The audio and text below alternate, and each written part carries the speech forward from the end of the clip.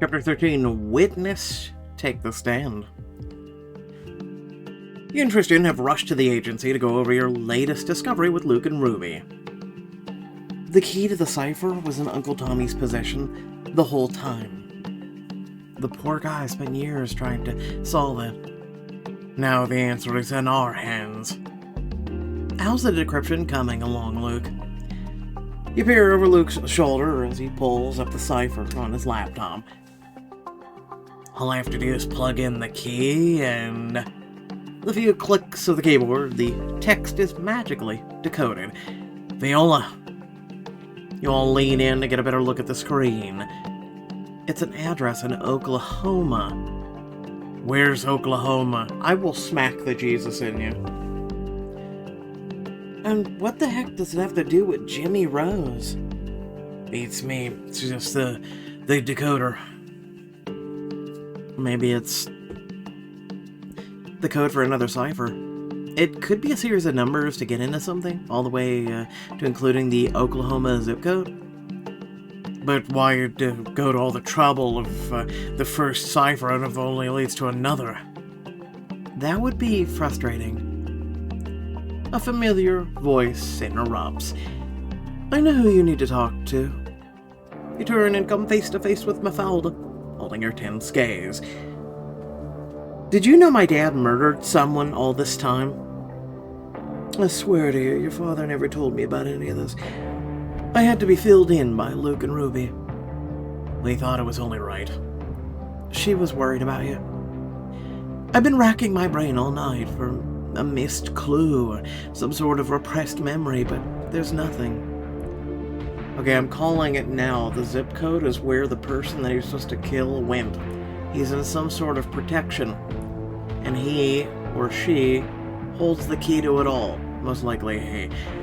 I believe you. You throw your arms around Mafalda and cling on tight. I was a wreck all night. He was my best friend. I don't care what Thompson said. There has to be more to it. And you think Oklahoma is where we'll find out more? Jimmy Rose wasn't afraid to go rogue when he needed to, but it was also methodical, calculated. He wouldn't have sent Tommy out on some wild goose chase with a meaningless clue. I owe it to both of them to see this thing through. How? All we have is an address. We can't just show up without knowing who or what we're looking for. There is someone who can help, but you're not going to like it. Oh no, I'm not listening to one more word that woman has to say. If your dad confided in Thompson about the hit, she'll know what's hiding in the Sooner state. If that's the only way, fine. You arrive at the drunk tank. Luke shows Thompson the Oklahoma address while you stand back with Tristan, arms crossed. Does it ring any bells? Thompson lifts her head, her expression serious. It does. If you can let me explain without running out on me this time. Don't turn this back on us. This is about the address. All we need from you is an answer to one simple question. What's in Oklahoma? Thompson breathes a heavy sigh, torn. I'm not supposed to tell anyone. I swear to God. Thompson, if there was ever a time to clean, or come clean, lay it out all on the table. It's now. Thompson looks down in thought, then she clears her throat. I promised your dad I'd take this to the grave, but given the circumstances, I'll talk. Thank you. Everything I told you yesterday was the truth. A hit was ordered. Your father carries it out. So as far as the Scarlattis know. As far as they know, are you saying they were tricked? I swear to God. Your dad faked the murder. Oh. He's been clean all along. And yet yesterday you wanted us to sit for 24 hours and think, technically for us a week, that our father was dirty. You're a bitch. I know because I was the one who helped him fake it. I knew my dad was innocent. You squeezed Tristan's hand, a tear pricking the inside corner of your eye. He would always save a life, no matter what. That's a relief. Why were you going to take the secret to the grave? Yeah, do you know how much turmoil you cause, Chloe? They call it witness protection for a reason. The target was a witness? Scheduled to testify against the Scarlattis the next day. He exchanged looks of recognition with Tristan, Luke, and Ruby. Bobby Ricci. He goes by Jesse Wrangler now. Good thing we're telling all this in a bar in case anyone eavesdrops. And he lives at that address in Oklahoma, doesn't he? He does. Keep that to yourself. Rose and I agree that telling anyone, even those who had the witness' best interest at heart, increase the risk of him being found. We'll keep that info safe from anyone else, but I have to track down Jesse Wrangler. I'm going to Oklahoma, whether you like it or not. I knew this was coming. Hearing what this witness knows could make a difference in our pursuit against the Scarlattis. We'll do everything we can to minimize the risk of his true identity being revealed. If it makes you feel any better, you have my full support. I'd like to think your dad agrees. Thanks, Thompson. Glad we can finally agree on something. Likewise. As Wrangler's police contact, I'll do anything I can to help from here. Before you go, we should do what we can to find out more about Jesse Wrangler. I believe that's where I come in. Let me guess, you did another dossier. Ever since I got the name, which you've had it for 12 minutes, I'm just giving a benefit of the doubt here. I've been running it through the system to see what he's been up to since he made the move down south. Good idea. Chloe can use all the intel she could get. It'll also give us a leg up on establishing a rapport with him when we find him. After all he's been through, he doesn't trust strangers all that easily. One dossier for you, Chloe. Read the witness dossier. You accept the document from Luke. For someone who's only lived for 15 years, I found some rather noteworthy tidbits. Alright, he is age 48, owner of Reborn Ranch, Stillwater, Oklahoma, 50,000. Family, Angela Niels Wrangler. Wife, married 12 years. That's lucky. Jesse Roy Wrangler Jr., son, 9 years. Past life, there's little to nothing to know about Jesse before he moved to Oklahoma. Birthplace listed as Abilene, Texas. He moved to Stillwater, Oklahoma as an adult for work. He does not have any living siblings or parents. Of course not. It's witness protection. Notes: a big animal lover who cares for the various livestock and pets on his ranch. Loves country line dancing. He and his wife met while in line for candy apples at the annual county fair in the neighboring town. Currently learning to play the banjo. Oklahoma, Jesus Christ. Goes from New York to Oklahoma, wants to play the banjo. He wears denim in every single photo of him in social media. Wow, we care. On Wednesdays, he eats chicken fried steak with green beans and mashed potatoes for lunch at a truck stop. I just learned more about Oklahoma than I ever needed to. I mean, I literally know guys who have lived there for 20 years. There's a lot more to it. What's a country fried or a chicken fried steak? You're actually missing out. A tasty culinary concoction that's good for the soul and bad for your health, pretty much. For someone who doesn't actually exist, Jesse Roy Wrangler has really made a life for himself. That's the point of witness protection. Lucky for the witness, he was a fan of country music before the move. You don't need to be a fan to live down south. Thompson, tell me more about Jesse's wife. Does she have any idea about his past in New York? That would go against protocol, wouldn't it? For all intents and purposes, Jesse became Jesse II. He set on foot Stillwater soil. But I'm happy to say that everything about their relationship is real. Plus, creating a family benefits his cover. I'm glad he's able to move on, but I can't help but feel bad for the loved ones he left behind. Does his New York family still think he's dead? I'm afraid so. Confiding in his past family about his current whereabouts could compromise his safety. I say kudos to you and Jimmy for picking some place as obscure as Stillwater.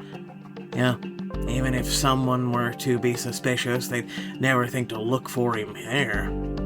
Speaking of Stillwater, what is the town known for? Is Jesse well known there? If he owns a ranch, I can only assume people know who he is. It's a small enough town that everyone sort of knows everyone, but Jesse knows to keep a lowish profile. Lowish? Is that a technical term? He had years of practice. He does just enough to be part of the community, but not too much that draws unwanted attention. Moving from the big city to open ranch land must have given him total culture shock. It couldn't have been any harder than my move from Dracovia to the States. Luke and Ruby chuckle. Oh, our naive Prince Thorn. Oklahoma is no Manhattan. No, it's not. You're in for a rude awakening, my friend. Wait, that's a good point. A New Yorker would stick out like a sore thumb in Oklahoma. Does Jesse speak with a southern accent? A word like howdy and y'all have to be part of his regular vocabulary by now. Actually, as a person, it's right literally at the border of Canada. We still say howdy and y'all even here. Just saying. Oh, God. Is that like a misconception in part of the world? Just howdy and y'all must be southern. It took a lot of practice at first, but it's second nature by now. Tristan clears his throat. Howdy, y'all. Luckily, you have the entire plane ride to keep practicing. You process all that you've learned a bit overwhelmed. Jesse slipped into his new personality flawlessly, almost too flawlessly. Mafalda nods, picking up on your concern, which means it's not going to be very easy to tell him apart from the other locals. We have his picture. Not to mention 15 years is a long time ago. He may not care to rehash something that literally happened during another lifetime. Once you win his trust, Jesse will sing like a canary, and don't forget, you can call or text me anytime. You're gonna become a diamond choice. You and Tristan land in Stillwater, Oklahoma, and waste no time making your way to Main Street. I mean, she fits in. I mean, he kinda does, but he needs a 10-gallon hat, I'm just saying. Thompson says Jesse spends a lot of his time at the town center. Chances are we'll find him there. Tristan scans dozens of locals walking up and down the street. Can Thompson be a bit more specific? Already on it. Any tips to find our cowboy on the lam? Jesse's your typical 40-something. Okay, but there's a few dead giveaways. Cowboy hat, lucky red handkerchief in his back pocket. Got anything else? The brown boots are unlucky. Oh, and he hates flannel. Don't ask why. Okay, so 40s, we got that. Cowboy hat, not really a giveaway. Red handkerchief, okay. Brown boots, don't like them. And hates flannel. Approach with caution, Rose. He can be jumpy around new people. And has anxiety. Got it. You hand Tristan your phone and let him review the text while you look around for anyone matching Thompson's description. Find me a man who isn't wearing a cowboy hat. We're gonna have to start searching every local business one by one. Let's investigate...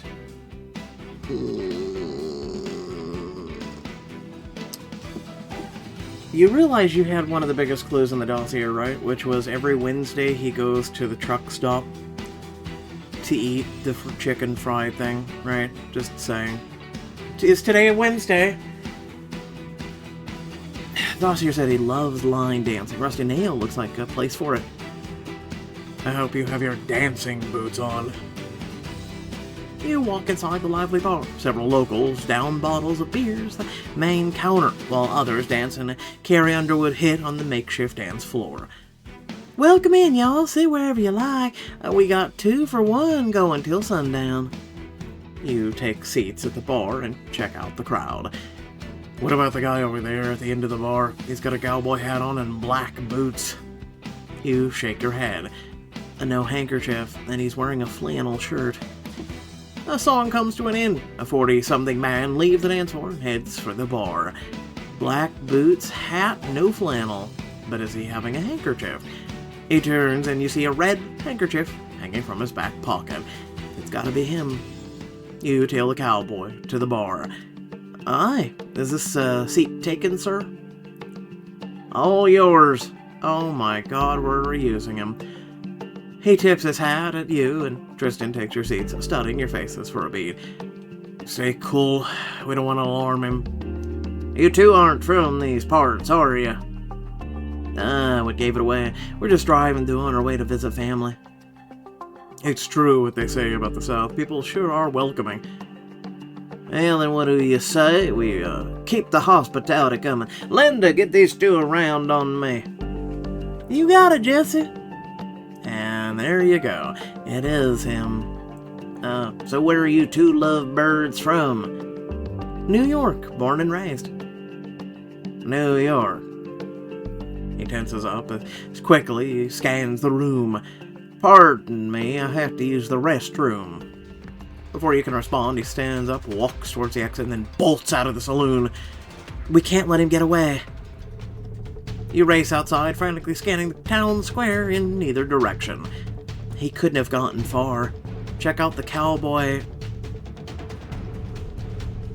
nervously waiting in line at the bus stop, hiding behind that parked truck. The cowboy's crouched down by the passenger tire. He lifts his head to make sure the coast is clear, then quickly kneels back down. Don't let him out of your sight. Laser focused. An irate employee barrels out of the convenience store across the street. Get back here or I'm fitting to tan your hide. That six-pack ain't free. You see the cowboy sneak a swig of his beer, then make a run for it. That's not Jesse, that's a beer thief. Tristan's eyes land on the cowboy at the bus stop. He taps his foot on the sidewalk, impatient. You'd think he'd have a car by now. Listen, I thought I'd be the guy who wasn't being a dumbass. Chloe, over there.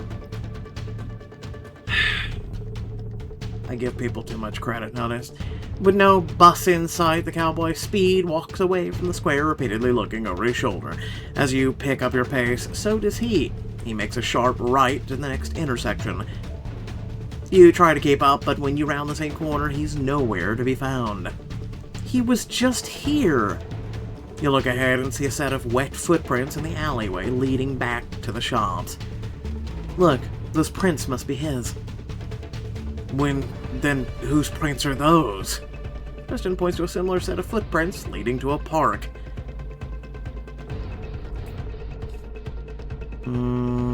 Get a view from higher ground. You flip a garbage can over and hop on the top. What are you doing? I can see the whole neighborhood this way. You scan the streets in every direction, eyes zeroing in on a row of bushes in someone's backyard. They shake and you spot a cowboy hat peeking through. I see him. You and Tristan quietly sneak up to the home and crouch down, laying eyes on Jesse between the planks of the wooden fence. I need to lure him out of those bushes somehow. How? You see a dog napping in the backyard near the bushes. You then look down to see a pile of rocks at your feet. I got an idea. I'll use the dog to my advantage. Jesse's an animal lover, remember? You find a nearby squeaky tennis ball that looks like it lost over the fence a long time ago. You toss the ball near the bushes to get the dog's attention. The dog eagerly runs to retrieve the ball. Jesse can't resist but comes out of hiding to pet him. Hey, buddy, don't be scared. I just need to kill some time. Would that be okay with you? Got him. Seeing your chance, you try to hop the fence. But Jesse hears you coming and dashes away. Leave me alone. We just want to talk. Honest. Jesse hops the fence. You stay on his heels as he weaves through several homes and back to the alley. Oh, you can't do this forever. Try me. He slows down as he breathes harder and harder. He runs towards the fence at the end of the alley and desperately tries to climb it, only to collapse in exhaustion. Before he can pick himself back up, you and Tristan catch up to him and stand over his body. You done yet? Fine. If you're gonna do this, just get it over with. Do what? Kill me. We don't want to kill you. We're on your side.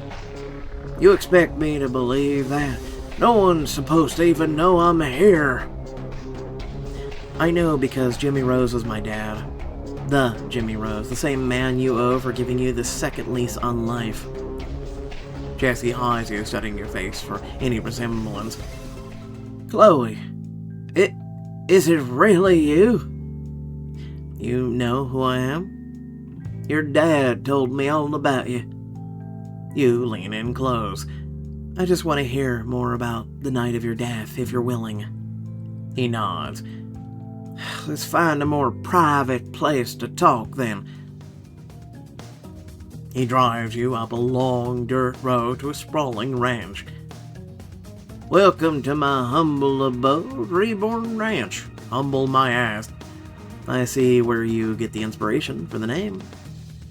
I'm still trying to wrap my head around the American landscape. The place is bigger than all of Flatiron. Jesse laughs.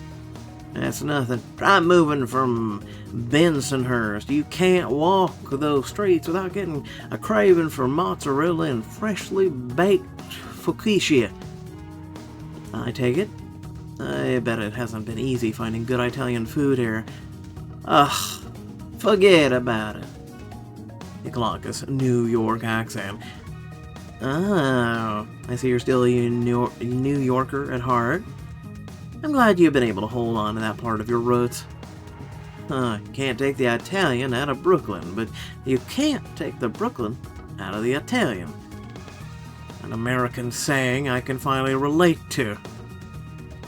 You enter the front door to the ranch and a collie jumps to your lap, slobbering wet kisses all over you.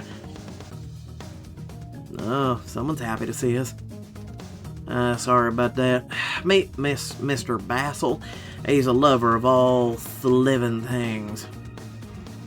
Nice to meet you, Basil. We have one of our own at home. Alice. She's a pain in the butt, but a real love of our lives. Tell me about it. These puppers take work, but it's all worth it in the end. He leads you to the breakfast table in the kitchen. You and Tristan have a seat.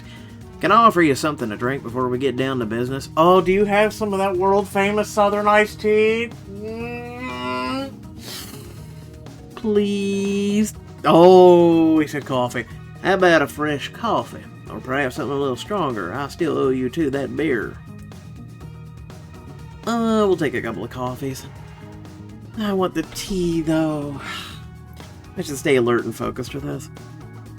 And we've had a tiring day chasing you. I feel it, too. 2 coffees coming right up. He said coffee, I'm drinking.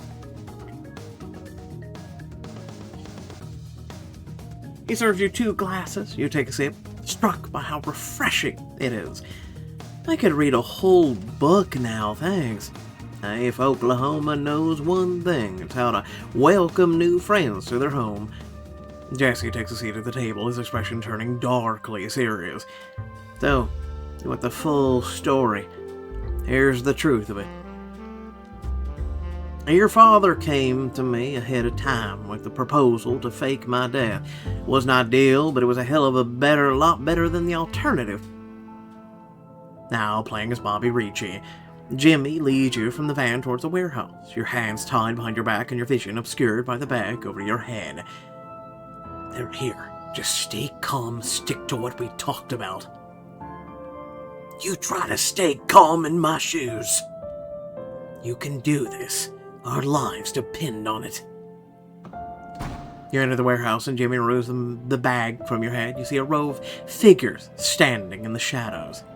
Here, I brought him. Now, let's get this over with. This guy's been a massive pain in my ass.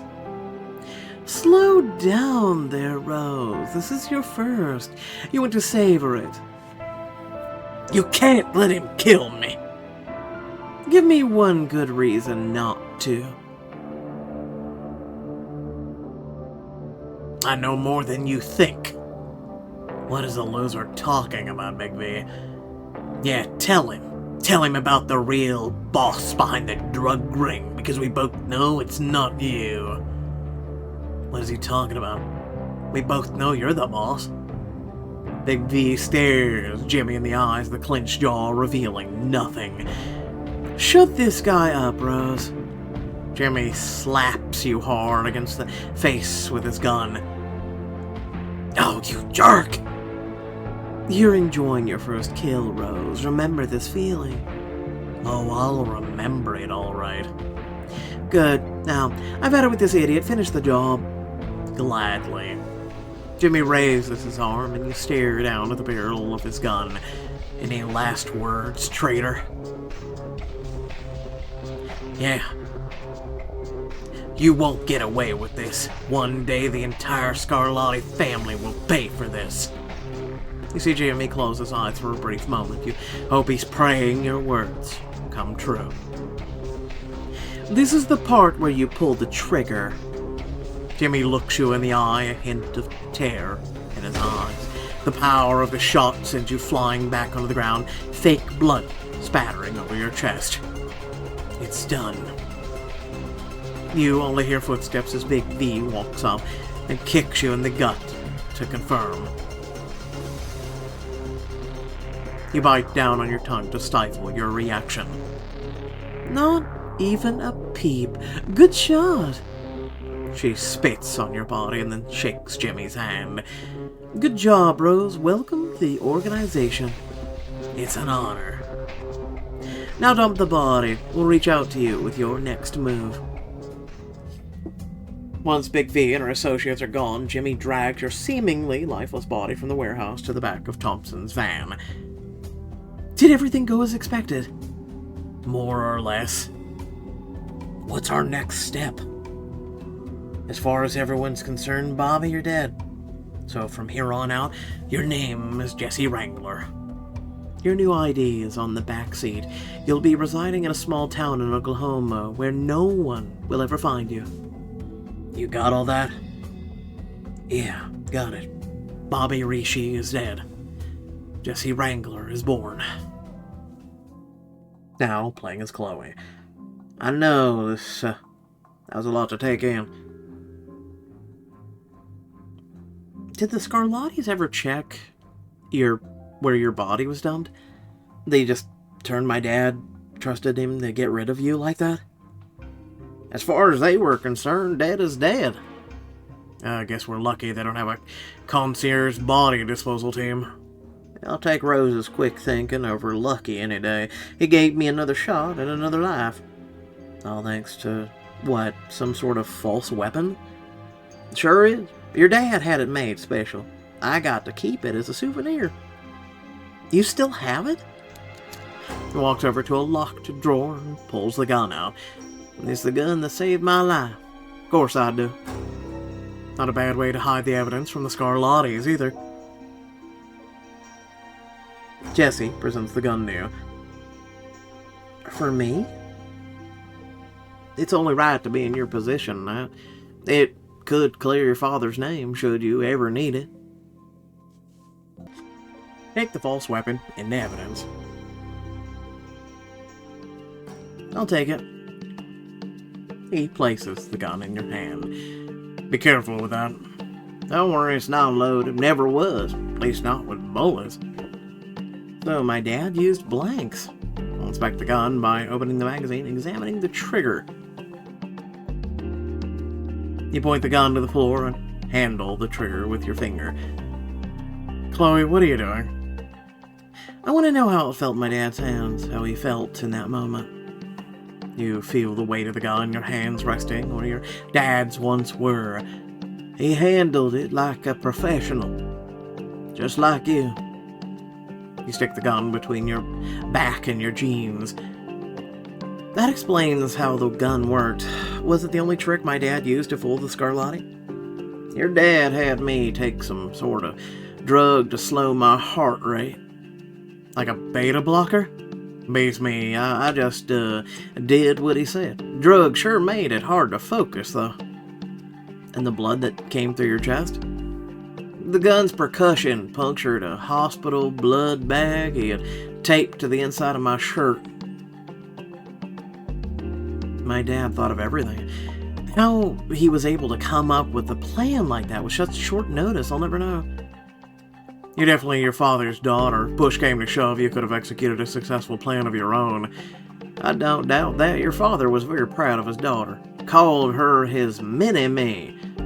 I hope I can fill his shoes with these mini him feet. You're on your way. Your dad was a good man. He didn't have to do any of this. No, he didn't. But now that I've met you, I see why he did. I think back on that night of all times, and either in daydreams or reoccurring nightmares. I can only imagine. Your dad could have shot me dead. No one would have ever been the wiser. Instead, he was determined to get to the bottom of things cleanly, rather than by any means necessary. You feel a weight lift off your shoulders. Thank you. You have no idea what sharing all this means to me. You've given me some peace. It's been a rough couple of days, but I can breathe again, thanks to you. And I can say the same because of your father. I only wish it had worked out better for Jimmy. I was devastated when I heard the news of his death. I still don't know how he got caught. Do you? Jesse shakes his head. Afraid no. Last time I ever spoke to Jimmy Rose was in the van that night.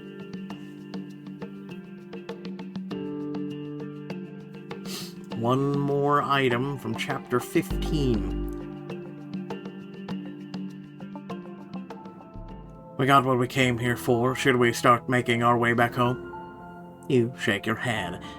There's one more thing I need to know. That night on the warehouse, you said that you knew more about the Scarlatti operation. A lot more. It's how I ended up on their kill list. My least favorite kind of list. It might as well have been a routine as a shopping list to them, and it was all chock full of threats that needed to be taken care of. So the Scarlattis were ordering hits around the city. I'm sure of it, but my case was unique. It wasn't a Scarlatti who ordered my hit. Then who did? Brigham.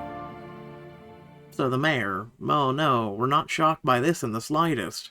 I'm just saying. Without further ado, thank you all for watching. Please remember that if you did enjoy it, to like, share, and subscribe. Let me know your thoughts down below, but I'll say the following. We're not, like, how is anyone surprised by this? This is like, holy shit. God, I'm trying to think of the villain in Batman, right? Who literally ran the mob in Gotham. And he was one of those big names, and he could never be caught. And for the longest time, everyone thought that the one guy ran everything, but it was really, like, just a puppet. Like, literally and figuratively, this happens all the time. In every single comic franchise, no doubt. Rarely do you ever get to see, like, someone who doesn't play that BS. Is, like, Kingpin for Spider-Man. Like, that was the only one who was like, nah, I'm right here, dude, come at me. Like, that was the only one, but the only thing with Kingpin is he would never be linked directly to anything. You just kind of knew it, right? And then, like, people wouldn't rat on him because the dude, like, could just pulverize you. So, like, that was one guy who was able to back it up and be like, yeah, you rat on me, and guess what? You, everyone you know, your pets, everything will be put out of misery. So, like, like, that's one of the reasons why a lot of times Kingpin had to be taken down via superhero means. So that's one of the reasons I like Kingpin / Spider-Man and Punisher and things like that. But yeah, no, aside from that, I mean, I'm not shocked. I'm not surprised. With all the things with Mayor Brigham and where Mayor Brigham was every single time, and he just stayed cool, the way his wife acted, like, I'm really not shocked at all by this revelation.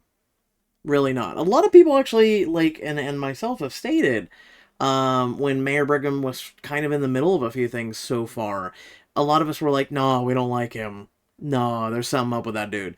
And like a lot of people, I can say we're pretty much in the same sentiment that he is Big V. A lot of people thought that the one woman was Big V, and it's like no, that was debunked. Like that was a puppet. And this is exactly like I said. This is happening just like a comic book. So for a lot of them, so like there's a reason why she just yeah no the thing that really cemented it was her in the casino where we were in the basement. That was what really cemented it. She is not Big V. A lot of people still kept going. No, she's Big V. No, she's not. She's a puppet. She's run by someone bigger. So no, I'm like I said, I'm not surprised. I'm really not. So anyway, hopefully you're all having a great day. Um, and that's about it. Let me know. Let me know how your day is going. Let me know your thoughts. Who, what, when, where, and why. Wonder what we'll find in not 14 but 15. So we've got at least 2 more chapters. I'd say probably around chapter 16 to 18 is when we'll bring this thing home. And this will probably be the end of this franchise too. In all honesty, this will be the end of the franchise. This reminds me of Castle. If you guys ever watched that too, reminds me of Castle. It just wasn't the mob. It just was some derpism things, and they kind of rushed the end of Castle, but it is what it is. I think that's also because they canceled season 9, so they didn't renew it, which kind of sucked because I actually did enjoy that show, but yeah, no, they kind of the last season was kind of it was hit or miss. Anyway, thanks for watching. Catch y'all later. Peace out.